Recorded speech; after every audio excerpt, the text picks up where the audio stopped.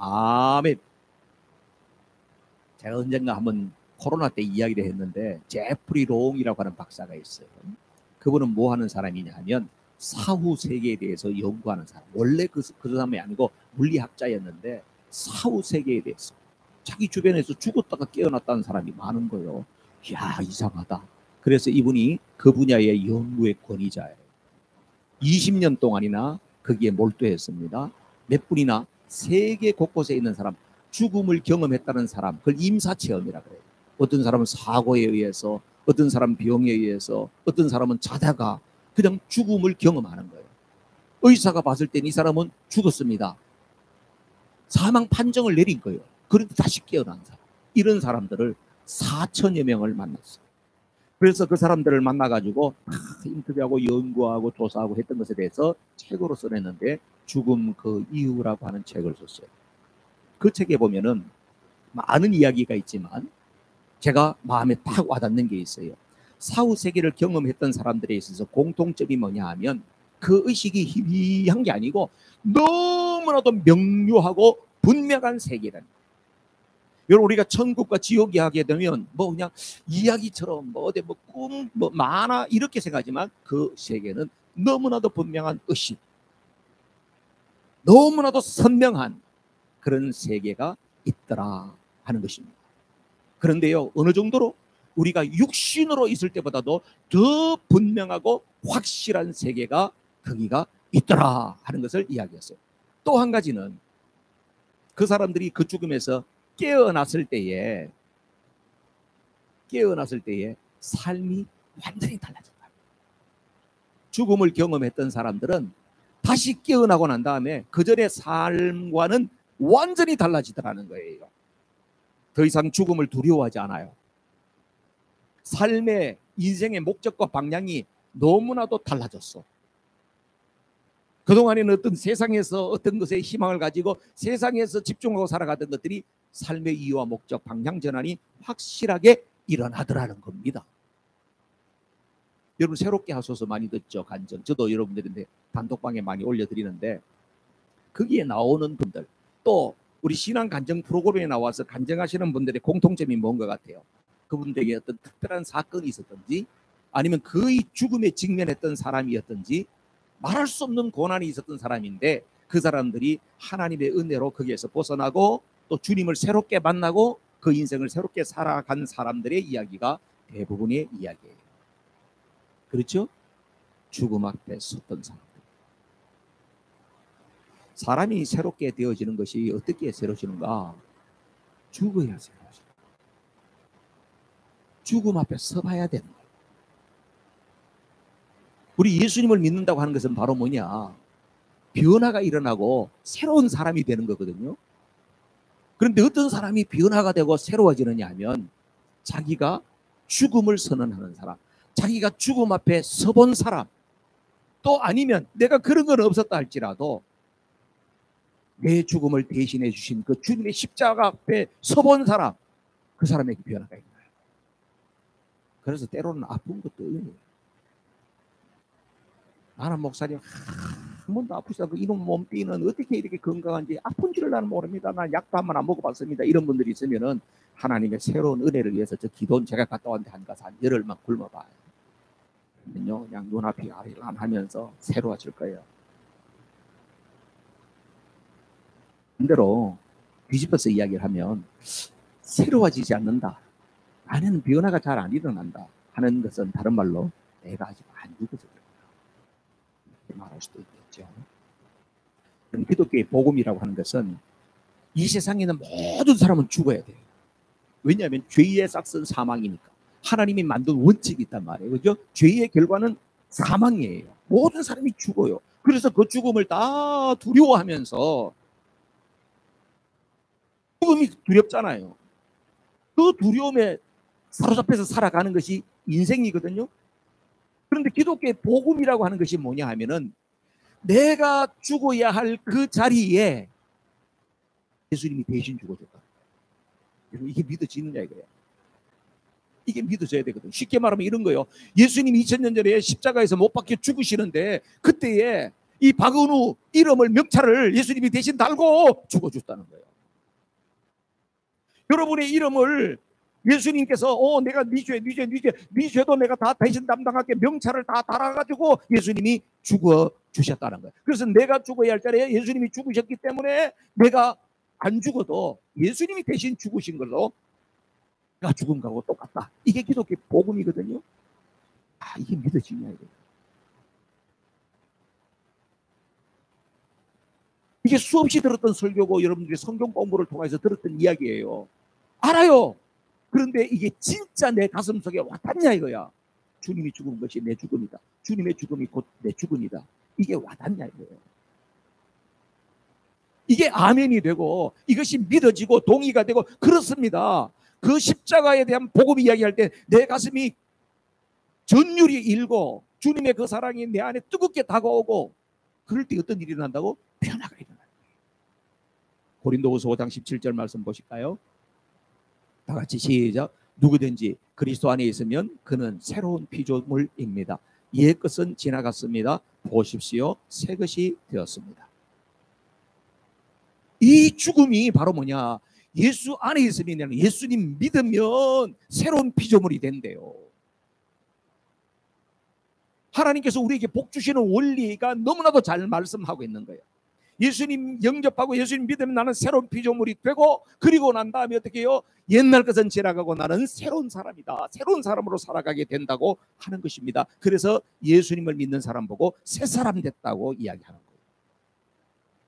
여러분 우리가 착한 일을 많이 해서 새 사람 되는 게 아니에요. 성경이 말하고 있는 새 사람의 원리라고 하는 것은 바로 뭐냐면 이 사람은 착한 일 말한 거 옛날에는 이렇게 한 사람들이 이 사람 요즘에 열심히 사람이 달라졌어 그렇게 지고 새 사람이 되는 것이 아니고 십자가의 그 사랑으로 인하여서 예수님의 그 사랑이 가슴 속에 와닿아서 그 사랑의 감격함으로 말미암아 그 사람이 신분 자체가 새로운 사람이 되었다. 그 새로운 사람이 되고 나니까 자기 자신이 이제는 새 사람이 됐으니까 새 사람답게 살고 싶은 마음이 있어서 착한 일도 하고 선한 일도 하고 선교도 하고 구제도 하고 여러분들이 선한 일에 열심하는 사람이 되어지는 거다. 이게 복음이에요.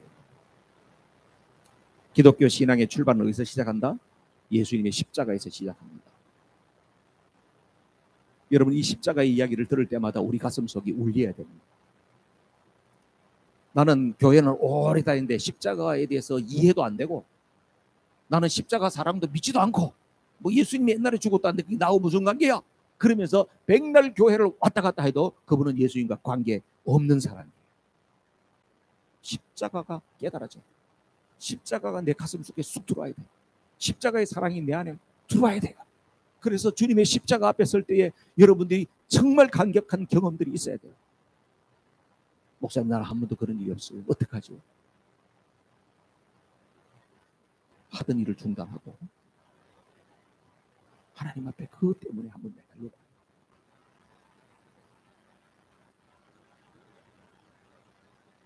산악인 중에서 박정현 씨라는 분이 계세요.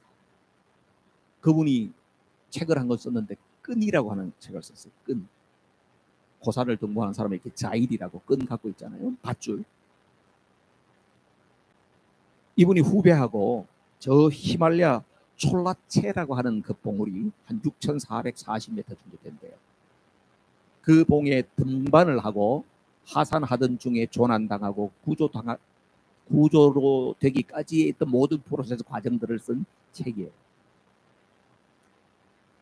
그 핵심 내용은 이런 거예요. 이 박정현 씨가 후배하고 그 히말라야의 고봉을 아주 험한 봉이래요. 그 병을 등정을 했는데 성공을 했대. 그 고산 등반하는 사람들 막 그 정상에 막 바람 부는 데 가가지고 막 사투를 벌면서 올라가가지고 막 그냥 했을 때 사진 찍고 이런 거 보면 막 감동스럽잖아요. 이분도 거기서 그 감격을 누리고 거기서 계속 있을 수가 없잖아요. 내려와야 되잖아. 근데 하산길이 더 위험하다는 이야기가 있어요. 빨리 내려가자. 그렇게 해가지고 이 박정현 씨가 앞장을 서고 그 다음에 그 후배하고는 자일 하나로 허리를 서로 묶고 내려가는 거예요. 하산길에. 그런데 갑자기 뒤에 따라오던 후배가 발을 헛디뎌 가지고 크레바스라고 하는 것으로 그냥 떨어진 거예요. 크레바스가 뭐냐 하면은 그 고산에는 가면요 산이 전부 다 얼음으로 되어 있는데 쩍쩍 갈라져 가지고 완전히 그냥 얼음 계곡 골짜기인 거예요. 거기 떨어지면 거의 죽는 거죠.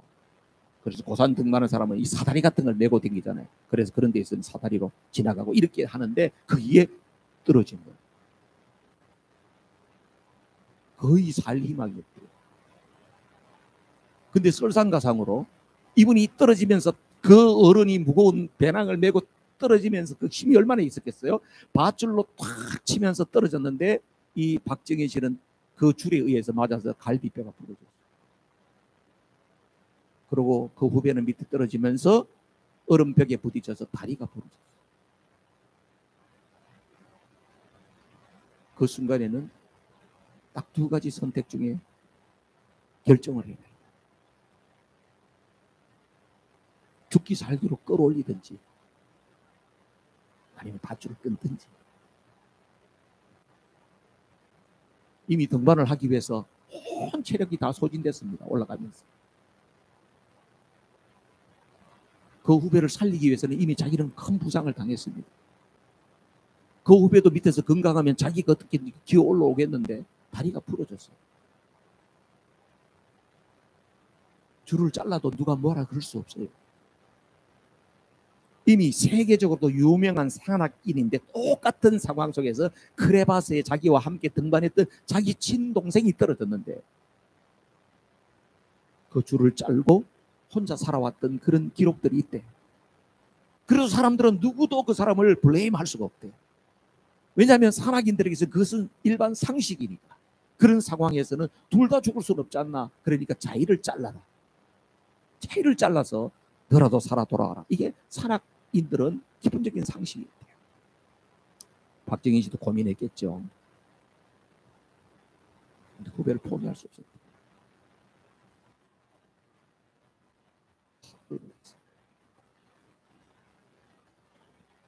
3시간여 만에 그 후배의 머리가 위로 뾰족 끌어올리고 굴사일생으로 목숨은 건졌는데 나중에 다 이렇게 해가지고 후송돼가지고 가봤더니 박정희 씨 손가락이 다 동상에 다 썩었어요. 손가락 8개를 절단했어요. 30대 후반의 남자에게 손가락 8개를 자른다고 하는 것은 자기가 그렇게 즐겁게 즐겼던 산악이로서의 생명은 끝난 거죠. 사람들은 묻습니다. 꼭 그래야만 했을까? 그 사랑과 희생이 숭고하다 이렇게 이야기할 수 있을까? 혹시 여러분의 자녀가 그 박정현이라고 생각하면 엄마 입장에서 아버지 입장에서 너 잘했다 그렇게 이야기할 수 있을 것인가? 요즘같이 이기적이고 각박한 시대에 그분의 그 행동을 잘했다. 나도 그래야 되겠다. 그럴 사람이 친구를 살리기 위해서 목숨을 이 손가락 8개를 희생하면서 그렇게 살려냈던 그 사람도 정말 숭고한 사람. 누구도 흉내낼 수 없는 그 사람. 하나님께서는 우리를 살리기 위해서 독생자를 하늘 예수님이 이 땅에 인간의 몸을 입고 오셨다고 하는 것 자체가 이거는 상상이 안 되는 거예요. 그런데 하나님께서는 그 독생자를 십자가로 몰고 가세요. 십자가에서 물과 피를 다 쏟으셔서 우리를 살리고 나를 살리고 그가 죽게 하신 거예요. 이 십자가의 사랑이 우리 가슴 속에 이게 진한 감동으로 감격으로 남아있어야 된다. 여러분 우리가 장차 천국에 가게 되면은 이 십자가의 사랑이 더 진한 감동으로 다가올 거라는 생각이 들었어요. 우리는 지금 예수님 생각하면 어떤 생각이 들어요? 성화 같은 거 많이 봤던 사람은 머리가 길고 인자하게 생긴 분 예수님 이런 생각만 들잖아요. 예수님이 어떤 모습일까가 우리 상상이 잘 안 돼요. 그런데 요한계시록 4장에 보면 천상의 장면입니다. 보좌가 있습니다. 보좌 옆에는 24장로들이 금멸류관을 쓰고 있어요. 그 앞에는 4 생물들이 있어요. 수많은 천군 선자들이 하나님을 찬양해요. 우리가 신앙 고백할 때마다 이야기하죠. 전능하신 하나님 우편에 앉아 계시다가 저리로서 산자와 죽은 자를 심판하러 오시리라. 누가? 예수님. 그 보좌 곁에 계시는 분이 예수님이야. 예수님이 얼마나 영광스럽고 예수님이 얼마나 존귀하신 분인지 그 천상에서 온 천군 천사들이 예수님을 향하여서 찬양을 해요. 그런데 그 24장로들이 쓰고 있는 그 면류관을 어떻게 그걸 벗어가지고 보호자 앞으로 던져요. 왜 던져요? 하나님께서 그들에게 상급으로 준 면류관입니다만은 거기에 가서 그 거룩한 그 자리에서 보니까 이 장로님들이 우리가 이걸 받을 게 아니라는 거예요. 우리가 이것을 쓰고 있을 것이 아니라는 거예요. 하나님의 은혜고 이 하나님의 존귀하심 그 장면 앞에 압도당하여서 이 면류관을 벗어 그 앞에 내려놓는다. 여러분 천국의 장면이 그런 장면인데 우리가 그 천상에 갔을 때에 주님이 그렇게 영광스러운 분인데 그분이 날 살리려고 이 땅에 인간의 몸을 입고 와서 비천한 모습으로 가장 처참한 모습으로 십자가와 부활과 성천을 지나오신 분이 바로 이분이구나. 전 천국 가면 주님을 만나는 감격이 더 클 것 같아요. 여러분 주님이 십자가의 사랑을 바라보고 그렇게 존귀하신 분. 지난주일에 하나님의 은혜에 대해서 제가 말씀 전했잖아요. 영접하는 자 곧 그 이름을 믿는 자들은 하나님의 자녀가 되고 요한복음 1장 12절의 말씀. 누구든지 주님의 이름을 부르는 자는 구원을 받는데 로마서에도 나오고 사도행전에도 나오는 말씀이에요. 여러분들이 예수님을 영접했습니다. 예수님을 내가 마음에 모셨습니다 하는 모든 사람들은 하나님의 자녀가 되는 거예요. 그런데 하나님의 자녀가 되었다고 하는 건 이 놀라운 사실입니다. 기독교의 변화라고 하는 것은 여러분 새롭게 된다고 하는 것은 아까도 말씀드렸죠. 어떤 행위로 선한 일로 되는 것이 아니라 우리는 예수님을 영접하는 그 사건으로 인하여서 우리의 정체성이 먼저 변해버려요. 도덕적인 변화보다도 우리의 신분이 먼저 변하는 거예요. 아멘이세요? 신분이 먼저 변하는 거라니까요. 내가 착하고 내가 많은 일을 하고 이보다도 먼저 내가 하나님의 백성 하나님의 자녀로서의 변화가 먼저입니다. 뭐 때문에? 십자가 때문에. 예수님께서 나를 위해서 십자가를 지셨다고 하는 그 사실이 믿어지기 때문에 예수님께서 사망 권세를 깨트리고 그 자리에 계속 계시지 않고 무덤에서 부활하심으로 말미암아 우리에게 영원한 소망 산 소망이 되셨다고 하는 사실을 믿기 때문에 우리가 신분이 변화되는 거예요. 그래서 예수님의 죽음을 믿는 사람은 그 사람도 죽고 예수님의 부활을 믿는 사람은 그 사람도 살게 된다는 거예요. 이게 성경이 우리에게 제시해 주는 복음이라는 것입니다. 그래서 여러분 우리가 이 부활의 이야기라는 것은 장차 나중에 돼가지고 부활 천국에 가 요것만 말하는 것이 아니라 이 세상에서 예수님의 십자가를 믿는 그 사람은 이 땅에서부터 부활은 시작이 되는 거예요. 부활이 뭐예요? 우리는 지금까지 내가 갖고 있는 그런 가치 속에 있지 않고 하나님 나라에 새로운 소망이 생기는 것이고 내가 살아야 할 이유와 목적이 새롭게 분명해지는 것이고 내가 더 소중하게 여기는 가치가 뭔지를 더 분명하게 새로워지는 것이고 삶에서 우리의 삶에서 부활이 먼저 일어나는 것이다. 사람의 마음속에는요 영이 사람은 영적 존재잖아요. 영 이야기하면 세 가지를 이야기할 수 있어요. 하나는 악한 영이 있겠죠. 악령이에요. 이 자연인 상태에 있을 때는 악한 영의 지배를 받는 겁니다. 그 다음에 우리가 예수님을 영접할 때 누가? 성령이 우리 속에 임재하세요. 들어오세요. 성령의 역사가 있어요. 또 하나가 있어요. 그게 바로 내면의 영이라는 거예요. 내면의 자아라고 이야기할 수 있어요. 그것은요 악령과 성령 사이에서 누구의 영향을 받느냐에 따라서 내 안에 내면의 영이 움직여요. 여러분 악령은 여러분 잘 아시잖아요. 죽이는 영이에요. 성령은 그럼 뭘까요? 살리는 영이에요. 할렐루야. 예. 악령은 죽이는 영이고 성령은 살리는 영입니다. 따라하세요. 악령은 죽이는 영, 성령은 살리는 영. 살리는 영이에요. 여러분 우리 안에서 누가 역사하는가를 여러분들도 면밀히 자기 자신을 잘 생각해 보면요, 알아요. 지금 내 안에서 악한 영이 크게 역사하네. 알아요. 내 안에서 성령님께서 굉장히 강하게 역사해 주시네. 안다니까요. 뭘 보면 알아요? 죽이고 살리는 거 보면 알아요. 마음이 강팍해가지고요, 맨 죽이고 남 막 이렇게 되면요, 내 안에 나도 모르게 악한 영이 역사하는 거지. 다른 사람들을 보면 긍휼하게 마음 생기고 불쌍히 여기는 마음, 도와주고 싶은 마음이 생기고, 내 안에 이런 자비의 마음으로 풍성해진다고 하면 성령께서 내 안에 계속해서 영향을 주고 있다고 말할 수 있어요. 여러분, 악령은요, 요한복음 10장 10절 말씀을 보면 거기에 보십시다. 다 같이 시작. 도둑은 다만 훔치고 죽이고 파괴하려고 오는 것뿐이다. 거기까지. 이게 악한 영의 역사. 악한 영이 뭐라고요? 도둑으로 표현했어요. 우리의 인생을 도둑질하는 거예요. 사단 마귀는 우리 인생을 도둑질하는 겁니다. 그래서 여러분에 있는 시간을 웨이스트하게 만들고요, 여러분에 있는 물질을 갖다가 엉뚱한 데 방탕한 데 쓰게 만드는 것이고요, 여러분들이 가지고 있는 건강과 기회를 나쁜 쪽에 쓰게 만들고요. 이 누가 하는 거다? 도둑이야. 뺏어가요. 그런데 뒤에 보니까 누구예요? 나는 시작. 나는 양들이 생명을 얻고 또 더 넘치게 얻게 하려고 왔다. 나는 누구예요? 예수님. 예수님을 다른 말로 성령, 예수님의 영, 성령은 우리에게 모르고 생명을 주고 더 풍성케 하신다고 하는 것입니다.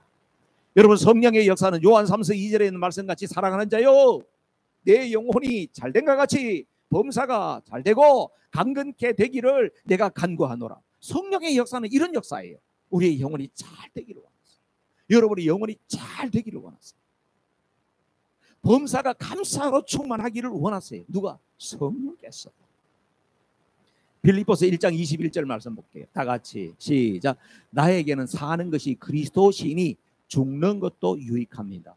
바울이 한 이야기거든요. 무슨 이야기예요? 자기 안에 누가 산다? 그리스도가 산다는 거예요. 그리스도가 산다고 하는 건 그리스도의 영이 있다는 거예요. 그리스도의 영은 다른 말로 하면 성령이에요. 성령이 내 안에 거하고 계시니까 어떻게 해요? 죽는 것도 유익하다. 이 말이 뭐예요? 세상에서 가장 우리가 부담스러운 게 죽음의 문제인데요, 죽고 사는 게 나에겐 더 이상 문제가 아니래요. 여러분, 성령의 역사가 우리를 이렇게 만들어 버린다. 죽고 사는 문제가 문제가 아닌데 먹고 사는 문제가 문제겠냐 이거예요. 그죠?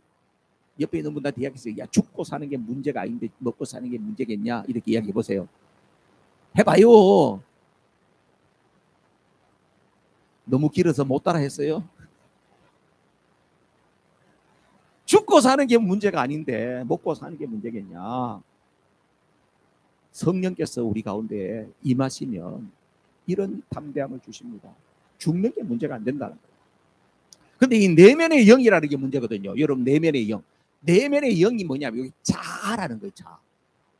우리 안에 이 자아라고 하는 게 있는데요, 요 자아의 정체가 뭐냐, 자아의 본래적인 자아의 본래 정체가 어디 잘 나오냐면요, 이 요한일서 2장 16절에 나오는 말씀입니다.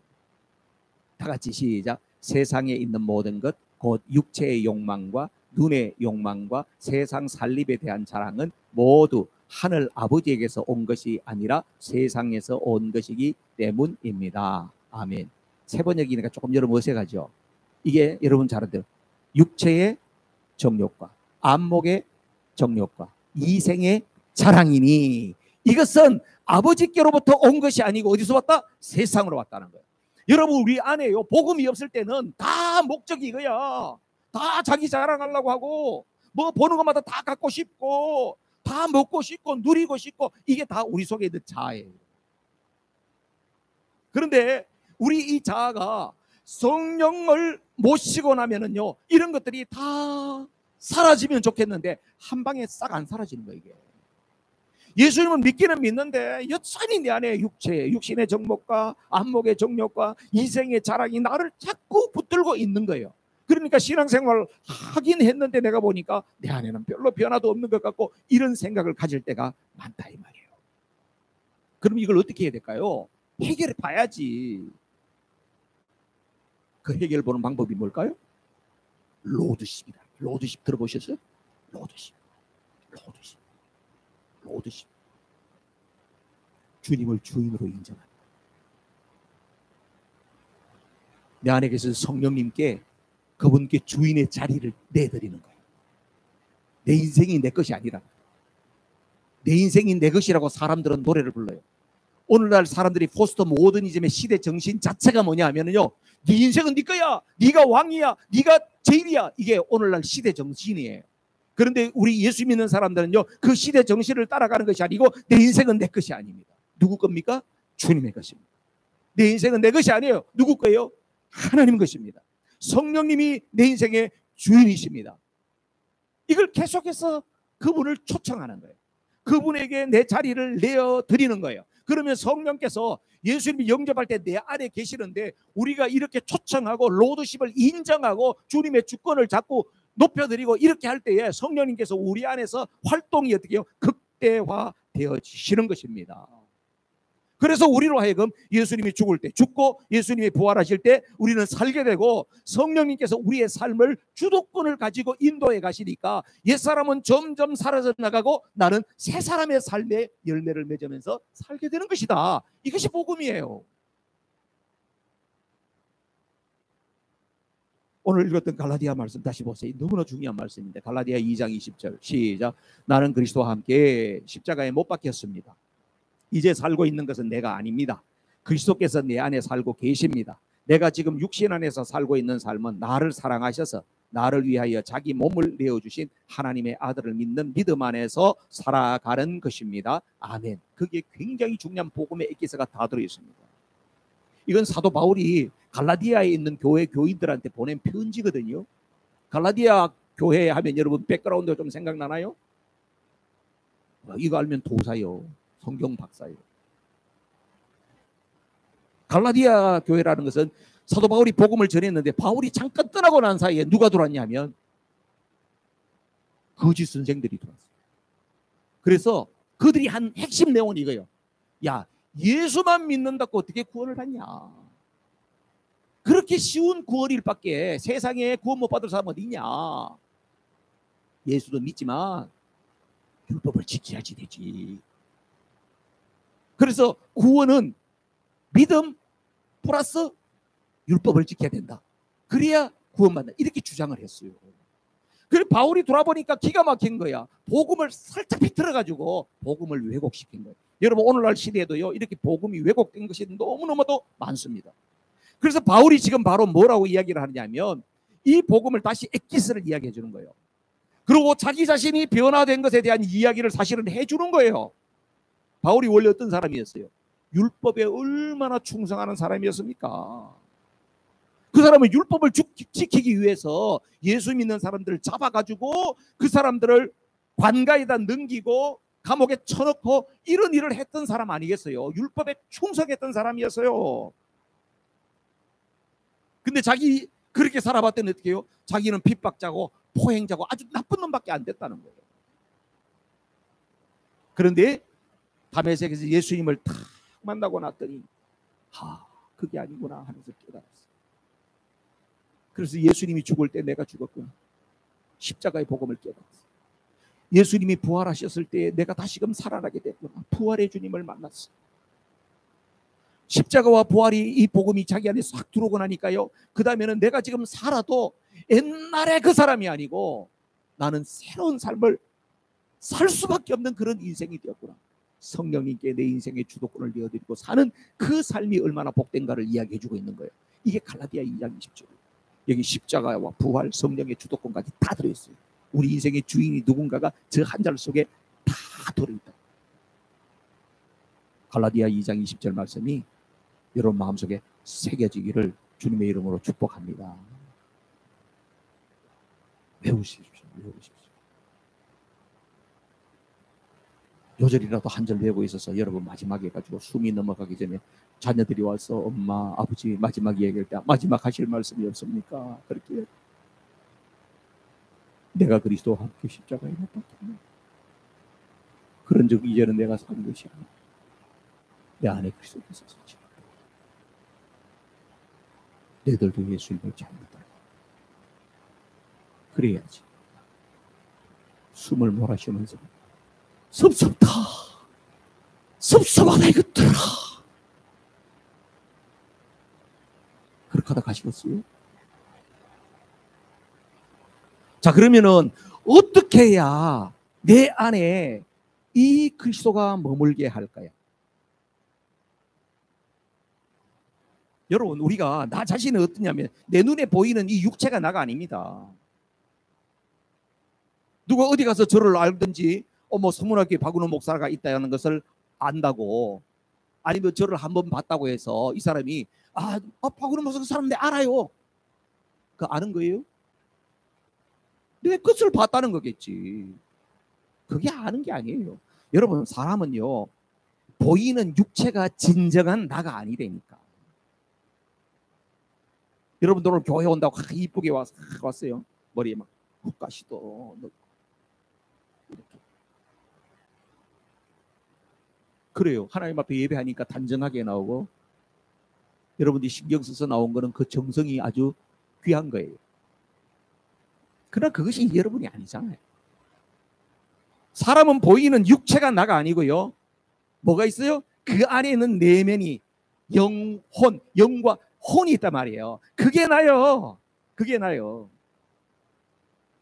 여러분, 전쟁 나갔던 사람들 상위 용사들 많잖아요. 팔 잘려나가고 다리 잘려나간 사람 있잖아요. 팔 잘려나가고 다리 잘려나갔다고 해서 그 사람 없는 겁니까? 아니에요. 그 사람은 여전히 존재해요. 뭐로? 그 안에 영혼이 있잖아요. 그래서 옛날에요, 영지주의 이단들은 이렇게 이야기했어요. 이 육체라고 하는 것은 사람의 영혼을 감싸고 있는 그릇인데 이 육체가 아주 나쁜 거다, 악한 거다. 그래서 막 고행도 하고 이렇게 해가지고 빨리 육체를 없애버려야 그 영이 자유롭다, 이렇게 이야기했는데 그것은 잘못된 이야기고요. 이 육체 안에 영혼이 있다고 하는 것은 맞아요. 근데 이 전인이기 때문에 이건 나쁘다, 그렇게는 말하면 안 되고요. 근데 사람의 진짜 본질은 어디 있다? 이 안에 있다. 그럼 사람이 그 내면에 있는 영 안에 어떤 것이 있느냐? 생각이 있고요, 느낌이 있고, 의지가 있습니다. 그걸 보고 지정의라고. 내 안에 있는 이 지정의가 바깥으로 드러나오게 되는데, 드러날 때는 뭐로 드러날까요? 말로 드러나요. 우리 안에, 우리 내면에 있는 영혼 속에 있는 것들이 바깥으로 나올 때에 말로 드러난다. 그래서 사람이 말하는 걸 들어보면 저 사람이 무슨 생각하는가를 알 수 있습니다. 말하는 걸 들어보면요, 저 사람이 지금 감정 상태가 어떤가를 알 수가 있습니다. 말하는 걸 보면요, 저 사람이 어떤 의지를 가지고 행동하려고 하는 것을 알 수가 있습니다. 근데 이 말이라고 하는 것이요, 영향력이 진짜 강력한 거예요. 말의 영향력이 대단합니다. 여러분 아시죠? 뭐 밥 같은 거 이런 거 갖다 놓고 물 갖다 놓고 막 욕하고 칭찬하고 이렇게 해가지고 나중에 뭐 결정체를 갖다가 나중에 현미경으로 들여다보고 조사했던 거 다 아시잖아요. 말의 영향이 그만큼이라는 거예요. 여러분, 밥이나 뭐 물 이런 거 가지고 실험했는데도 분명히 결과가 나타나는데 사람에게 그 말을 하는데 그 영향력이 얼마나 대단하겠어요. 말은요, 그 사람 속에, 상대방 속에 침투에 들어가서 그 속에 엄청난 영향을 주게 돼 있다고 하는 것이에요. 오늘 제가 이 설교하는 이 시간에도 보면 하나님께서 이 말씀을 통해서 깨닫게 하신 것을 저의 생각과 느낌과 의지를 통하여 가지고 깨달아진 것을 말로 여러분들에게 이야기하는 거잖아요. 그죠? 말로 하는 거예요, 설교를. 여러분, 이 시간에 하나님께서 제게 주신 것을 보여드리겠습니다. 이렇게 하고 나서 제가 배를 훌렁 내밀어가지고 보십시오. 뭐 이렇게 시간을 보낼 수 없지 않습니까, 이게. 그죠? 설교라는 말로 하는 거예요. 내 안에 있는 생각, 느낌, 정서, 하나님께서 주시는 감동, 이렇게 살아야 되겠다는 의지, 그런 것들이 말로 전달됩니다. 그러니까 성도님들이 그 말씀을 듣고 공감을 이루면서 아멘, 아멘 이렇게 반응한다고 하는 말은 뭡니까? 목사님이 오늘 전하는 그 말씀에 나도 동의합니다. 내 생각도 그렇습니다. 내 느낌도 그렇습니다. 나도 그렇게 해야 된다고 생각합니다. 아멘이세요? 이게 서로 화답이 이루어지는 거예요. 이게 목자와 양의 관계가 되는 거예요. 요한복음 6장 63절 말씀 보십시다. 다 같이 시작. 생명을 주는 것은 영이다. 육은 아무데도 소용이 없다. 내가 너희에게 한 이 말은 영이요 생명이다. 아멘. 예수님께서 육체를 입고 오셨다고 하는 것이 중요하긴 하지만 예수님이 잘났냐 못났냐 이게 중요한 게 아니라는 거예요. 생명을 주는 것은 바로 뭡니까? 영이라는 거예요. 영이 우리에게 생명을 주는 건데 예수님께서 하신 그 말씀 자체가 영이요 생명이다.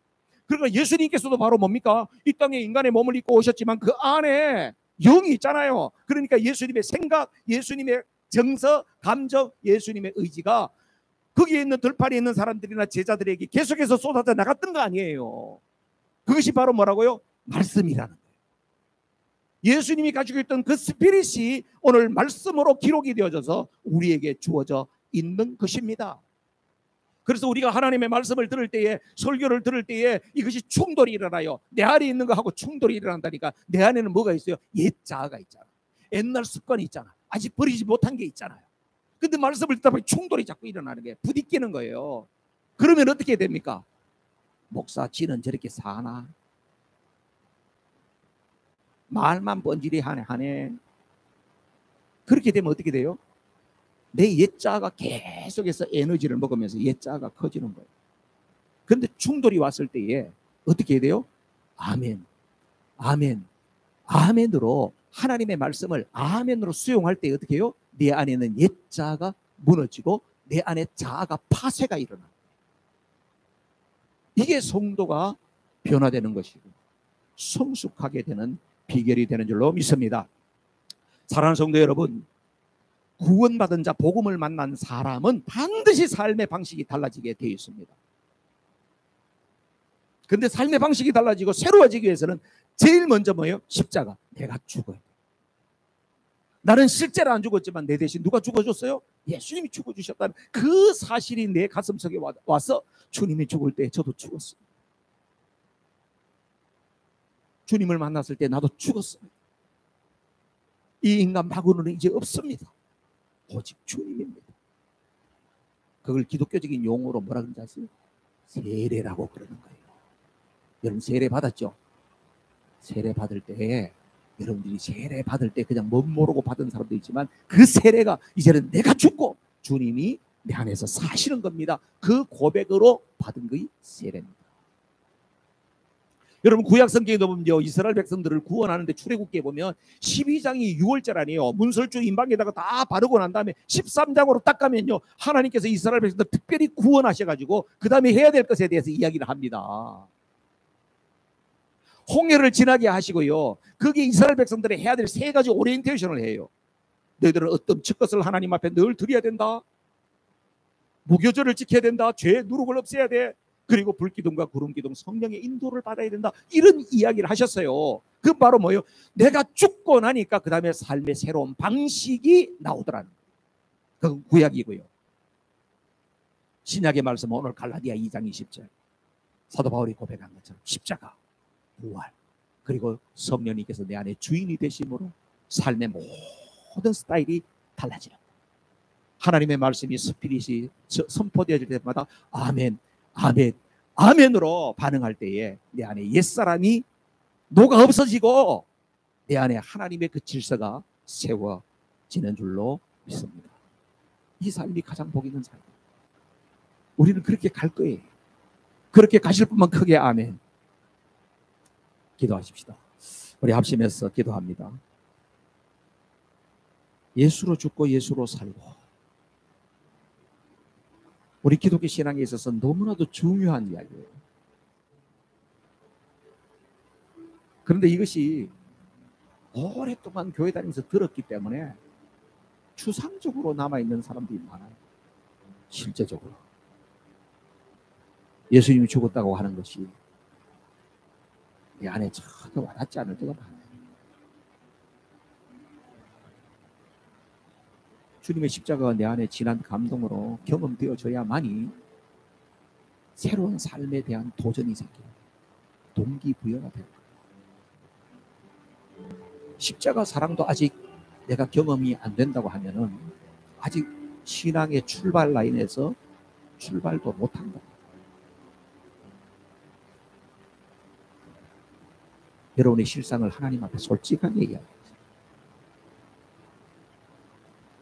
재출발하기로 원합니다.